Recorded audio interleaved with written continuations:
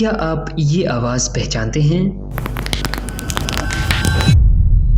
अगर आप अपनी उँगलियां, घुटने या गर्दन चटाते हो, तो हॉनेस्टली आपने ये साउंड हजारों दफा सुना होगा और सिर्फ सुना ही नहीं, शायद इंजॉय भी किया हो। लेकिन एक सेकंड रुक के सोचो, जब हम अपने जॉइंट्स क्रैक करते हैं, एक्चुअली होता क्या है? और सबसे इम्पोर्टेंट क्वेश्चन, क्या ये हैबिट साइलेंटली हमें नुकसान पहुंचा रही होती है? आज हम इसी मिस्ट्री को थोड़ा साइंटिफिकली लेकिन बिल्कुल सिंपल और रिलेटेबल तरीके से समझने वाले हैं। सबसे पहले थोड़ा अंदर चलते हैं। हमारे जॉइंट्स के अंदर, हमारे जॉइंट्स के बीच एक लिक्विड होता है जिसका नाम है साइनोवियल फ्लूइड। ये बेसिकली एक नेचुरल लुब्रिकेंट होता है, बिल्कुल इंजन ऑयल की तरह, थोड़ा थिक, थोड़ा स्लिपरी, जो हमारे बोन्स को स्मूथली मूव करने में मदद करता है। अब सीन ये होता है कि जब आप अपनी उंगली को स्ट्रेच करते हो या नकल को जोर से पुल करते हो, तो उस साइनोवियल फ्लूइड के अंदर जो गैसेस ऑलरेडी डिसॉल्व हुई हैं, वो अचानक रिलीज होके बबल्स की शक्ल अख्तियार कर लेती है। और फिर क्या होता है?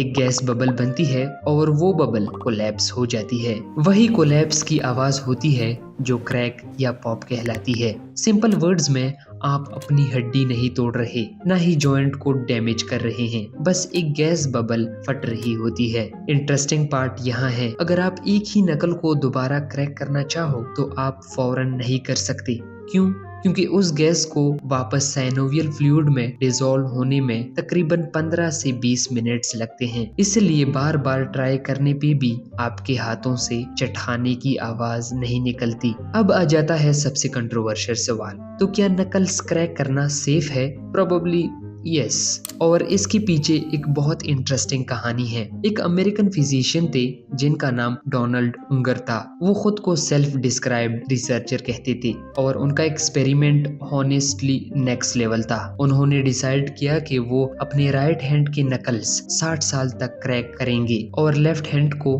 बिल्कुल क्रैक नहीं करेंगे। 60 इयर्स, सोचो जरा, हर दिन डेकेड्स तक, सिर्फ साइंस के लिए। इंटरेस्टिंग है ना? उनका गोल सिंपल था, क्या नकल क्रैकिंग आर्थराइटिस का सबब बनती है? 60 साल बाद जब उन्होंने रिजल्ट्स देखे तो सरप्राइज ये था कि दोनों हाथों में आर्थराइटिस का कोई फर्क नहीं था, ना ज्यादा ना कम। इसका मतलब ये हुआ कि एटलीस्ट आर्थराइटिस का डायरेक्ट कनेक्शन प्रूफ नहीं हुआ। लेकिन सॉरी, कहानी यहाँ खत्म नहीं होती। साइंस हमेशा एक लेकिन रखती है। 1990 में एक स्टडी हुई थी जिसने ये सजेस्ट किया कि जो लोग बहुत ज्यादा और लंबी मुद्दत तक नकल्स क्रैक करते हैं, उनके हाथों में स्वेलिंग हो सकती है और ग्रिप स्ट्रेंथ थोड़ी कम हो सकती है। प्रॉब्लम ये है कि उस स्टडी के बाद प्रॉपर फॉलो अप रिसर्च कभी हुआ ही नहीं। तो साइंटिफिकली हम ये नहीं कह सकते कि हाँ, ये डेफिनेटली डेंजरस है, और ये भी नहीं कह सकते कि बिल्कुल ही हार्मलेस है। हाथों को चटाना शायद आपके जॉइंट्स को बर्बाद नहीं कर रहा,